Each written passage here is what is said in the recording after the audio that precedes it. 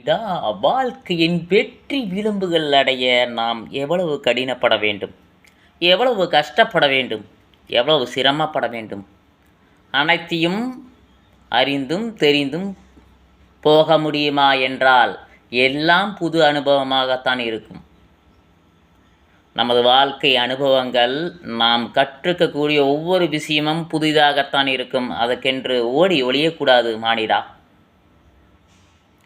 வயசானவங்களாக இருந்தாலும் சரி, சின்ன பசங்களாக இருந்தாலும் சரி, ஜென்ரலான ஏஜாக இருந்தாலும் சரி, ஆணாக இருந்தாலும் சரி, பெண்ணாக இருந்தாலும் சரி, அவர்களது வாழ்க்கையில் ஏகப்பட்ட கற்கள் முட்கள் போய்கொண்டே தான் இருக்கும். அவன் பேசுகிறான், இதை பேசுகிறான், அதை பேசுகிறான், அப்படி பண்ணுறான், இப்படி பண்ணுறான், ஐயோங்கிறான், அம்மாங்கிறான், ஆங்கிறான், ஈங்கிறான். இதெல்லாம் வாழ்க்கை இல்லை. உனது வாழ்க்கை வெற்றி விளிம்பை நோக்கி நீ செல்ல வேண்டுமென்றால் மாதம் 30,000 50,000 வரை நீ சம்பளம் வாங்க வேண்டுமென்றால் சில அச்சீவ்மெண்ட்களை கண்டிப்பாக செய்ய வேண்டும். அதற்கு பல்வேறு விதமான கோணல்களும் மாறல்களும் இடைஞ்சல்களும் வந்து கொண்டே தான் இருக்கும். இன்னும் சில மீடியாக்களில் இருக்கும் மனிதர்களை பார்த்தால் அதை விட 20,000 30,000 10,000க்கே பல வருஷம் பாடுபடணும். ஏன்னா மக்கள் நம்மளை புரிந்து கொள்ள பல வருடம் ஆகும். அதுக்கு உங்கள் கிட்ட இருக்கிற ஃபன் முக்கியம், காமெடி முக்கியம், டான்ஸ் முக்கியம், பாட்டு முக்கியம், சில இன்ட்ரெஸ்டான வீடியோஸ் முக்கியம், பயனுள்ள தகவல் முக்கியம். இந்த மாதிரி மக்கள் பல்வேறு விதமான முக்கியங்களை பார்ப்பார்கள். அவர்களுக்கு பொழுதுபோக்கு அம்சமாகவும் பார்ப்பார்கள். அப்படி இருக்கிற பட்சத்தில் நாம் எந்த அளவுக்கு நாம் வெளிப்படுத்துகிறோம். ஒரு யூடியூப் சேனல் ஓப்பன் பண்ணலாம், அதை வச்சு நம்ம ஒர்க் டு ஹோம் ஒர்க் பண்ணலான்னு பிளான் எத்தனையோ பேர் பண்ணியிருப்பாங்க. ஏன்னா ஃபெயிலியர். உண்மை கதை, உணர்ச்சி கதை, சில விஷயங்களை எடுத்து சொல்வது, பல விஷயங்களை சொல்கிறது, அவங்களோட அனுபவத்தை சொல்கிறது, இதெல்லாம் மக்கள் ஏற்றுப்பாங்கன்றீங்க. ஏற்றுக்க மாட்டாங்க. அது புரிதலும் இருக்கணும். சில ஷார்ட்ஸ் வீடியோ போடணும், சில பெரிய வீடியோ போடணும், சில உள்ளீடுகளும் போடணும், சில நல்லா ஒரு பண்பாகவும் பாசமும் மக்களை பேசணும். இப்படி இருக்கக்கூடாது, அப்படி இருக்கக்கூடாது, இப்படி இருக்கக்கூடாது, அப்படி இருக்கக்கூடாது, இப்படி தான் பண்ணணும், அந்த மாதிரி தான் பண்ணணும். இந்த ஸ்ட்ரிக்டான வாழ்க்கையே ஆகாது. அவன் திட்டினாலே நம்ம ரசிக்கணும், அவன் பேசினாலும் நம்ம ரசிக்கணும். அப்போ தான் அவன் நம்மளுக்கு ஃபேனு, அப்போ தான் நம்மளுக்கு அவன் க்ளோஸு. இப்போ திட்டுவேன், நாளைக்கு பேசுவேன், நாளைக்கு திட்டுவேன், நாளாண்டிக்கு பேசுவான், நாளாண்டிக்கு திட்டுவேன், அடுத்த நாள் பேசுவான். இப்படி தான் மக்களோட இது உடன்பாடு, ஒரு சில ரசிகர்கள், ஒரு சில ஃபேன்கள், இப்படியே வாழ்க்கையே அப்படியே போயிட்டே இருக்குது. அதையெல்லாம் நம்ம யோசித்து பார்த்தோம்னா என்னடா இன்றைக்கி நல்லா பேசுகிறான், நாளைக்கு திட்டுறான், அந்த மாதிரி கணக்காயிடும். எத்தனையோ பேர்த்த நம்ம வாழ்க்கையில் இந்த மாதிரி திட்டுறவனை அவாய்ட் பண்ணுவோம். அவாய்ட் பண்ணுறதுனால தான் ரொம்ப ஓவராக தேவையில்லாத மேட்ச் இல்லாத கமாண்டு, தேவையில்லாத விஷயம் ஒருத்தன் பேசுனான்னா நம்ம அவாய்ட் பண்ணுறது நல்லது. ஏன்னா அதை அவாய்ட் பண்ண ஒவ்வொருத்தருக்கும் பார்த்திங்கன்னா நிறைய ஃபேனு. அவன் 4 பேருக்கு சொல்லுவான், இந்தான்ற பேச மாட்டேங்கிறான், இந்தான்ற பேச மாட்டேங்கிறேன், இந்தான்ற கமெண்ட் பண்ண கரெக்டாக ரெஸ்பான்ஸ் பண்ணுறதில்ல, என்னண்ணா ஒரு வித்தியாசமாக இருக்கிறான் அப்படிங்கிற கண்டென்ட்டை அவனை மாதிரி எத்தனையோ பேருக்கு தோணும். இந்த கிண்டல் பண்ணுறவன், கேலி பண்ணுறவன், கேவலம் பேசுகிறவன் தாங்க மீடியாவில் கமெண்ட் பண்ணுறது, மீடியாவை அதிகமாக பார்க்குறது. இந்த ஒரிஜினலாக சரி நம்மளுக்கு இது யூஸாக இருக்குது அப்படின்னு அதை பார்க்குறீங்க கம்மி. நல்லது பேசுகிறாங்க, நல்லது சொல்கிறாங்கன்னு அந்த மோட்டிவேஷன் தகவல் பார்க்குறீங்க 100ல் 5%, 95% என்டர்டெயின்மெண்ட்டுக்கு வேண்டி பார்க்குறாங்க. அந்த என்டர்டெயின்மெண்ட்டில் பேசக்கூடிய ஆட்களை தான் நம்ம கடந்து போகும். இப்போ இருக்கிற காலத்தில் அப்படி கடந்து போக முடியுமா?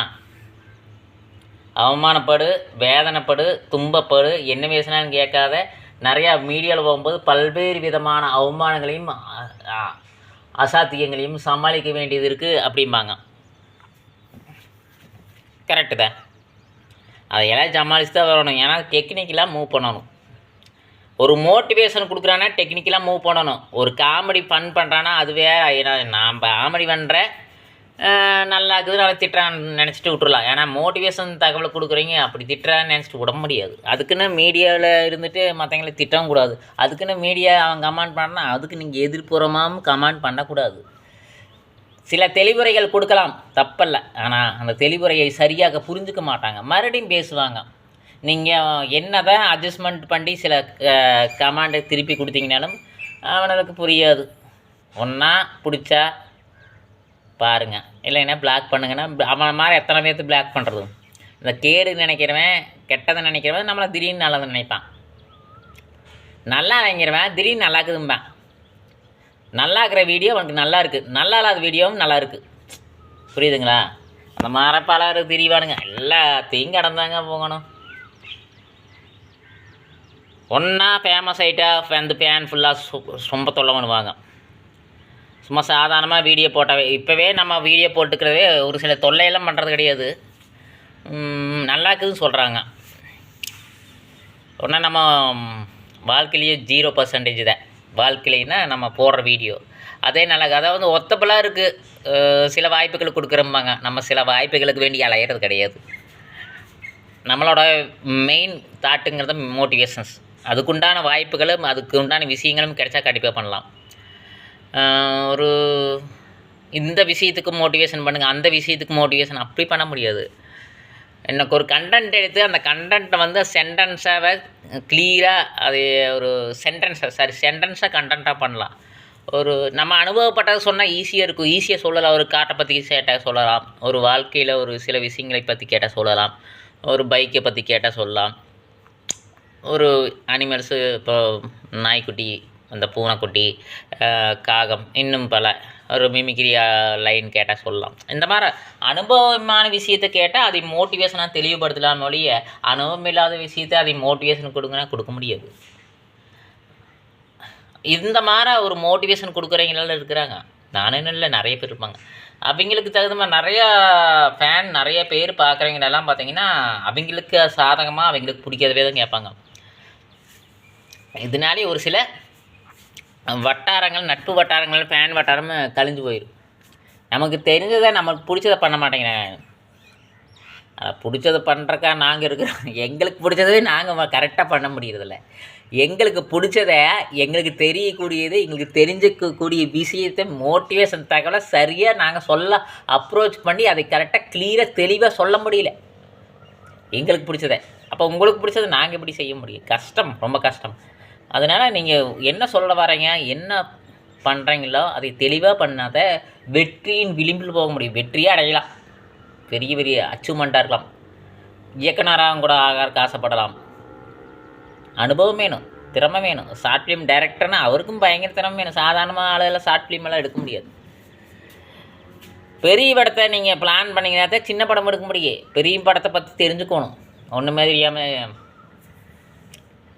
சில வாய்ப்புகள் கிடைக்குதுன்ட்டு அதை நடிச்சுட்டு அது வேஸ்ட்டு. நம்மளுக்கு காலம், நேரம், பொழுது வெட்டியாக போகக்கூடாது.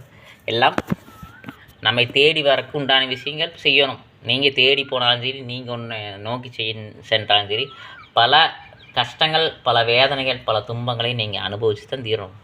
பல மொல்ல மாதிரிగా பல முடிச்சவிங்க இருப்பாங்க.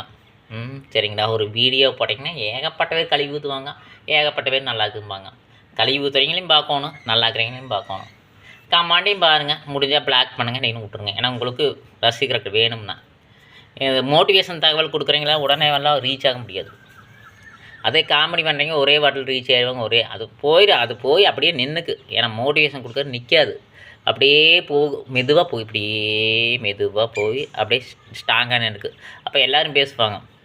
இப்போவே இந்த மோட்டிவேஷன் கொடுக்குறவங்களே நிறைய பேர் பார்த்துட்டு நிறைய பேர் அர்த்தங்கள் மைண்டில் வச்சுட்டு நிறைய பேர் பார்ப்பாங்க. ஏன்னா மோட்டிவேஷன் மட்டும் கிடையாது, அவங்களோட விஷயங்கள் நிறைய இருக்கலாம்.